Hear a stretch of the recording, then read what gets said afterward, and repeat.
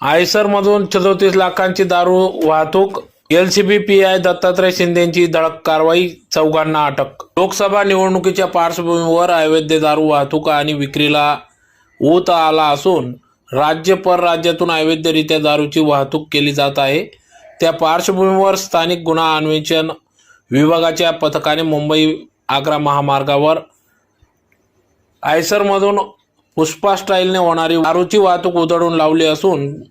Pilot कारसह सुमारे 34 लाखांची दारू जप्त करण्यात आली असून चौघा संशयितांना एलसीबीने बेड्या ठोकल्या आहेत। आगामी लोकसभा निवडणुकीच्या अनुषंगाने जिल्हा पोलीस अधीक्षक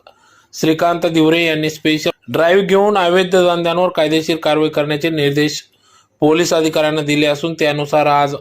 स्थानिक गुन्हा अन्वेषण विभागाचे प्रमुख दत्तात्रय शिंदे यांनी विविध पथके तयार करून धुळे जिल्ह्यात